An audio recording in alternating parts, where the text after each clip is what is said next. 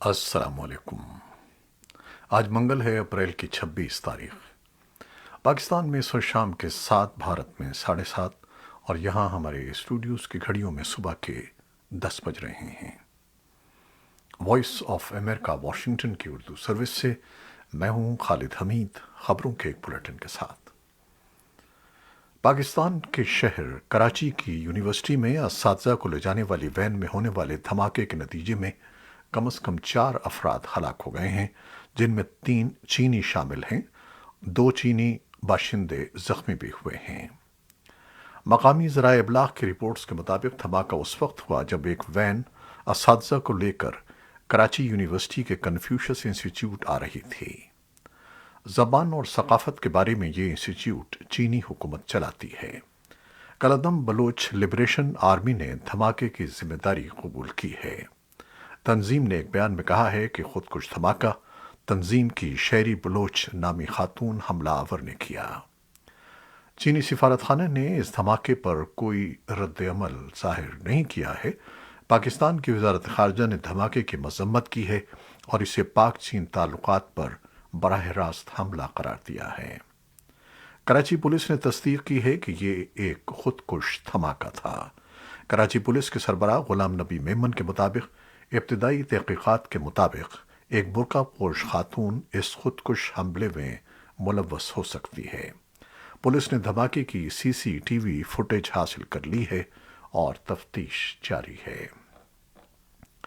پاکستان کے قبائلی ضلع شمالی وزیرستان سے تعلق رکھنے والے قبائلی رہنماؤں کا سرحد پار افغانستان کے صوبے خوست میں نقل مکانی کرنے والوں کے کیمپ پر پاکستانی طیاروں کی فضائی کارروائی کے خلاف بنوں میں احتجاجی دھرنا جاری ہے۔ مظاہرین 16 اپریل کو خوست میں پاکستانی طیاروں کے اس بمباری کی عدالتی تحقیقات کا مطالبہ کر رہے ہیں، جس میں خواتین اور بچوں سمیت 3 درجن کے لگ بھگ لوگ ہلاک ہوئے تھے۔ اس واقعے پر احتجاجاً طالبان عہدیداروں نے کابل میں تعینات پاکستان کے سفیر کو وزارت خارجہ طلب کر کے مراسلہ بھی حوالے کیا تھا۔ تاہم پاکستان کی وزارت خارجہ نے دعویٰ کیا تھا کہ یہ کارروائی ان عسکریت پسندوں کے خلاف کی گئی تھی جنہوں نے حالیہ دنوں میں شمالی اور جنوبی وزیرستان میں سیکیورٹی فورسز پر ہلاکت خیز حملے کیے تھے۔ خوست میں رہائش پذیر شمالی وزیرستان کے لوگوں نے اس وقت نقل مکانی کی تھی جب 15 جون سن 2014 کو حکومت پاکستان نے شمالی وزیرستان میں عسکریت پسندوں کے خلاف ضرب عضب کے نام سے فوجی آپریشن شروع کر دیا تھا۔ بین الاقوامی مذہبی آزادیوں کا جائزہ لینے والے امریکی کمیشن UNCIRF نے سال سن 2022 کے لیے اپنی رپورٹ جاری کر دی ہے۔ گزشتہ سال مذہبی آزادیوں کے جائزے پر مبنی اس رپورٹ میں بتایا گیا ہے کہ افغانستان اور سینٹرل افریقن ریپبلک کار میں سال سن 2021 میں مذہبی آزادیوں میں سب سے زیادہ تنزلی دیکھی گئی ہے، اور پاکستان کا شمار بھی ایسے ملکوں میں کیا گیا ہے جہاں مذہبی آزادیوں کے حوالے سے خلاف ورزیوں کا گراف مسلسل تنزلی کا شکار ہے، اور جہاں حکومت اقلیتوں کو ہدف بنانے والے گروپوں کو روکنے میں ناکام رہی ہے۔ رپورٹ میں بھارت میں بھی بڑے پیمانے پر خلاف ورزیوں کا احاطہ کیا گیا ہے، اور پاکستان اور بھارت دونوں ملکوں کو ایسی فہرست میں شامل رکھنے کی تجویز دی گئی ہے جن کے بارے میں تشویش پائی جاتی ہے۔ رپورٹ میں تجویز کیا گیا ہے کہ باہر کی دنیا میں مذہبی آزادی سے متعلق امریکی حکومت کی جانب سے کوششوں میں اضافہ کیا جائے۔ رپورٹ میں یہ بھی کہا گیا ہے کہ امریکی حکومت نے کمیشن برائے بین الاقوامی مذہبی آزادی کی سفارشات پر عمل کیا ہے، اور اس کے علاوہ روس کو مخصوص تشویش والا ملک قرار دینے اور اس کے مذہبی آزادیوں کی خلاف ورزی کرنے والے عناصر کے خلاف ہدف والی پابندیاں لگانے جیسے اقدامات اٹھائے ہیں۔ اور اب یوکرین اور روس کی جنگ کے بارے میں تازہ ترین خبریں۔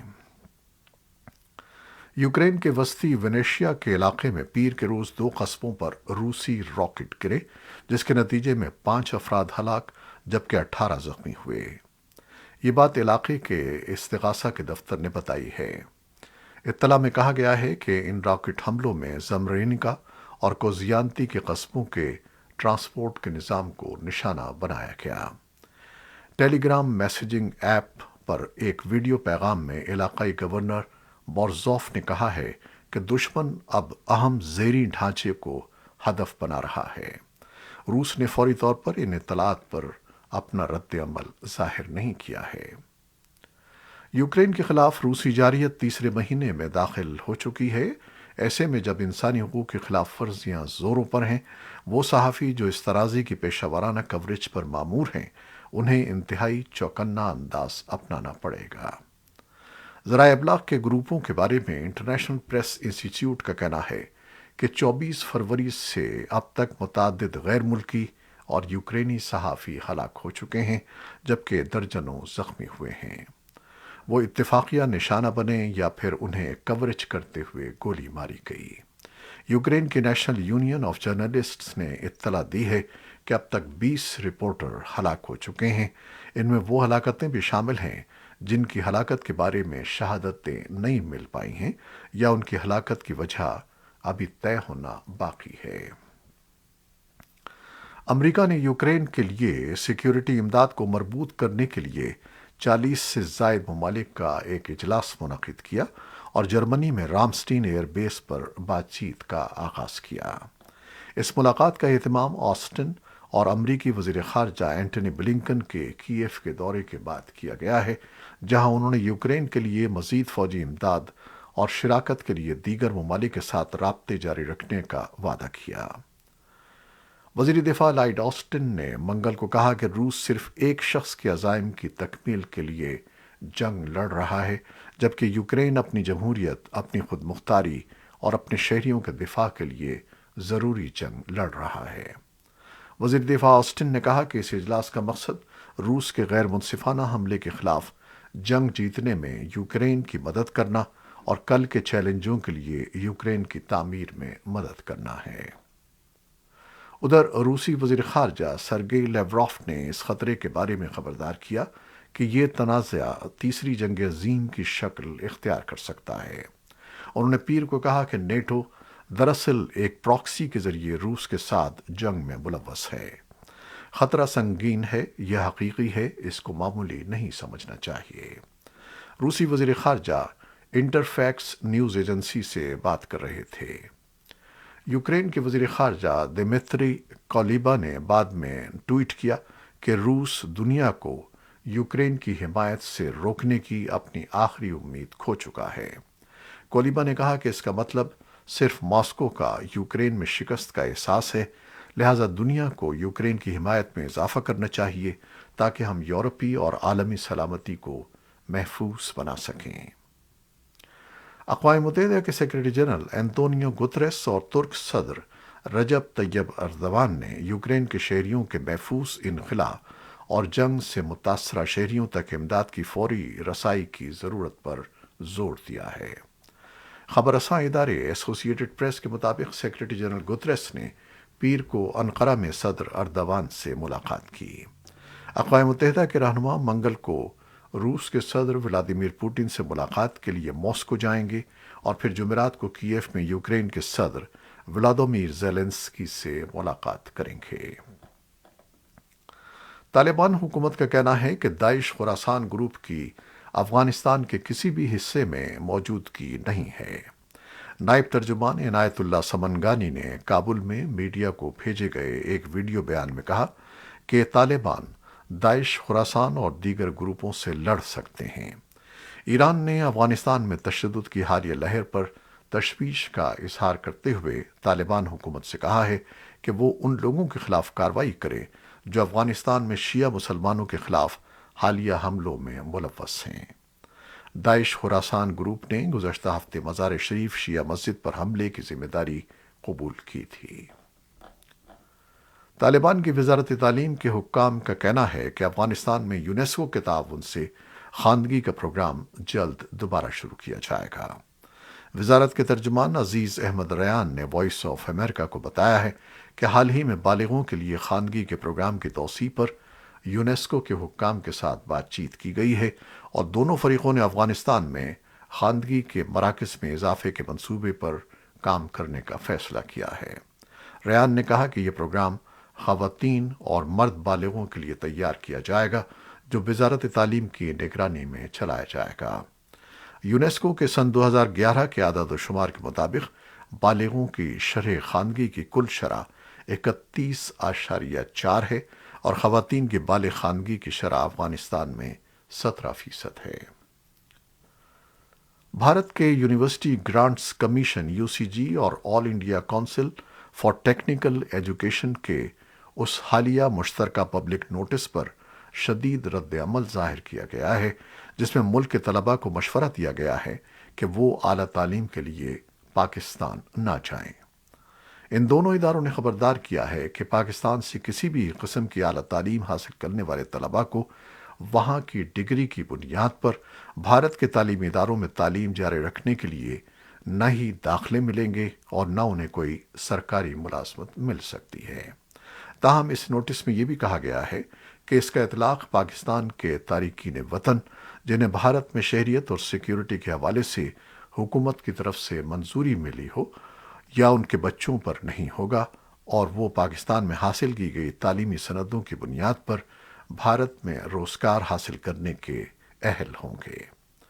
پبلک نوٹس پر اپنی ناپسندیدگی کا اظہار کرتے ہوئے اسلام آباد میں دفتر خارجہ کے ترجمان عاصم افتخار نے اسے دھمکی آمیز قرار دیا۔ انہوں نے الزام لگایا کہ یہ نام نہاد نوٹس ظالمانہ آمریت کی عکاسی کرتا ہے۔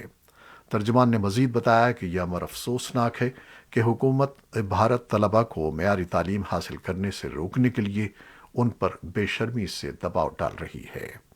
بھارت کے یونیورسٹی گرانٹس کمیشن اور all India council for technical education کے اس نام نہاد پبلک نوٹس کے مندرجات نے بھارتیہ جنتا پارٹی، راشٹریہ سویم سیک سنگھ اتحاد کے گہری نظریاتی بغض اور پاکستان کے خلاف دائمی دشمنی کو مزید بے نقاب کر دیا ہے۔ اس عوامی نوٹس نے پاکستان میں زیر تعلیم بھارتی طلباء میں ایک ہیجانی کیفیت پیدا کر دی ہے اور ان کے والدین بھی بے حد پریشان ہیں۔ واضح رہے کہ پاکستان میں زیر تعلیم ان طلباء یا وہاں کے تعلیمی اداروں سے فارغ التحصیل افراد میں سے اکثر کا تعلق بھارت کے زیر انتظام کشمیر سے ہے۔ ان میں سے اکثر طب کے طالب علم ہیں اور کئی ایک جنوبی ایشیائی تعاون کی تنظیم سارک کے اسکالرشپ پروگرام کے تحت پاکستان کے مختلف پیشہ ور کالجوں میں زیر تعلیم ہیں۔ بھارت کے مرکزی تعلیمی ادارے central board of secondary education کی 10ویں جماعت کے نصاب سے فیض احمد فیض کی 2 نظمیں ہٹا دینے کے فیصلے پر حکومت اور متعلقہ اداروں کو سیاستدانوں، انسانی حقوق کے کارکنوں، دانشوروں، شعراء اور ادباء کی جانب سے تنقید کا سامنا ہے۔ ایمنسٹی انٹرنیشنل انڈیا کے چیئرمین آکار پٹیل اور کانگریس کے سینئر رہنما راہل گاندھی کے علاوہ متعدد فلم سازوں اور صحافیوں کی جانب سے بھی اس فیصلے پر نکتہ چینی کی جا رہی ہے۔ ناقدین کا کہنا ہے کہ فیض احمد فیض کی نظمیں ملک کی موجودہ سیاسی فضا کی وجہ سے ہٹائی گئی ہیں، جبکہ سی بی ایس ای کا کہنا ہے کہ یہ تبدیلی national council of education research and training کی سفارش پر کی گئی ہے۔ اس نے ماضی میں بھی بعض اسباق ہٹائے تھے۔ فیض کی جن نظموں کو ہٹایا گیا ہے ان میں سے ایک آج بازار میں پابا جولاں چلو انہوں نے اس وقت کہی تھی جب انہیں لاہور جیل سے تانگے میں بٹھا کر اور ہتکڑی لگا کر دانت کے ایک ڈاکٹر کے پاس لے جایا جا رہا تھا۔ دوسری نظم ہم کے ٹھہرے اجنبی اتنی مداراتوں کے بعد انہوں نے 1974 میں بنگلہ دیش سے واپسی کے بعد لکھی تھی۔ ایران نے ویانا میں ہونے والی بات چیت میں جلد سے جلد ایک نئی میٹنگ کا مطالبہ کیا ہے جس کا مقصد بڑی طاقتوں کے ساتھ سن 2015 کے جوہری معاہدے کو بحال کرنا ہے۔ تہران مشترکہ جامع لائحہ عمل کو بحال کرنے کے لیے برطانیہ، چین، فرانس، جرمنی اور روس کے ساتھ براہ راست اور امریکہ کے ساتھ بالواسطہ بات چیت میں مصروف ہے۔ وزارت خارجہ کے ترجمان سعید خطیب زادے نے اپنی ہفتہ وار پریس کانفرنس میں کہا کہ یہ مناسب ہے کہ جلد از جلد براہ راست ملاقات کی جائے۔ ایران نے پیر کو کہا کہ علاقائی حریف سعودی عرب کے ساتھ بات چیت کا تازہ ترین دور مثبت اور سنجیدہ تھا اور اس نے جلد ہی مزید پیش رفت کی امید ظاہر کی ہے۔ تہران اور ریاض نے سن 2016 میں سفارتی تعلقات منقطع کر لیے تھے۔ دونوں ملکوں نے گزشتہ سال اپریل اور ستمبر کے درمیان عراق میں مذاکرات کے 4 دور منعقد کیے۔ 5ویں ملاقات گزشتہ جمعرات کو ہوئی۔ शिमाली कोरिया ने अपने रहनुमा किम जोंग उन की जेर निगरानी रात के वक्त होने वाली फौजी परेड में अपने सबसे बड़े बैलिस्टिक मिसाइल और दीगर जदीद हथियारों की नुमाइश की, जिसका मकसद शिमाली कोरिया की फौज की तश्कील की 90वीं सालगिरह मनाना था। सरकारी कोरियन सेंट्रल न्यूज़ एजेंसी के मुताबिक पीर को देर गए वस्ती प्योंगयांग में होने वाली परेड में किम ने अपने मुल्क की जौहरी सलाहियतों को तेज तरीन रफ्तार पर मजबूत करने का अज़्म जाहिर किया। और अब कोरोना वायरस से मुतालिक खबर। अमरीकी ड्रग रेगुलेटर ने 28 3 और उससे ज़्यादा उम्र के बच्चों में कोविड के इलाज के लिए गिलेड साइंसेज इनकॉर्पोरेशन की पहली मुकम्मल दवा रेमडेसिविर की मंजूरी दे दी है। इस इक़दाम से कई माह कबल एजेंसी ने 12 साल से कम उम्र और कम अज़ कम 3.5 किलोग्राम वजनी बच्चों को शामिल करने के लिए इस दवा के हंगामी इस्तेमाल की इजाज़त में तौसी की थी। एजेंसी ने कहा कि फूड एंड ड्रग एडमिनिस्ट्रेशन का फैसला 12 साल से कम उम्र बच्चों में कोविड के लिए इस दवा को पहला मंजूर शुदा इलाज बनाता है। यह मंजूरी उन बच्चों पर लागू होती है जो अस्पताल में दाखिल हैं या उन्हें हल्की और दरमियानी दर्जे की अलामात हैं, लेकिन जिनके लिए शदीद कोविड में खतरा का सबसे ज़्यादा इम्कान है। बीजिंग ने बड़े पैमाने पर अपने 21 मिलियन बाशिंदों में कोविड वायरस की जांच शुरू कर दी है। खदशा है कि चीनी दारकूमत को भी शंघाई की तरह एक सख्त लॉकडाउन के तहत रखा जाएगा। हुक्काम ने बीजिंग के सबसे गुंजान आबाद जिले चाओयांग में बड़े पैमाने पर टेस्टिंग मुहिम शुरू करने के बाद मंगल के रोज अजला में जांच को बढ़ा दिया। बीजिंग में गुज़श्ता हफ्ते मिडिल स्कूल के 10 तलबा में कोविड टेस्ट मुस्बत रहा, जिससे मुमकिना लॉकडाउन की तवक्को में इतवार को बीजिंग भर में खौफ व हिरास फैल गया था। ये थी वो खबरें जो फेसबुक लाइव पर हमने आपके लिए पेश की। हमारी वेबसाइट, यूट्यूब और पॉडकास्ट पर यह बुलेटिन पोस्ट कर दिया जाता है। आप हमारे बुलेटिन को शेयर करते हैं और अपने कमेंट्स में अपनी मोहब्बतों और दुआओं का इजहार करते हैं, जिसके लिए हम आपके बेइंतहा मशकूर हैं। अपनी इन मोहब्बतों को जारी रखिएगा। खालिद हमीद को अब इजाज़त दीजिएगा। अल्लाह हाफिज़।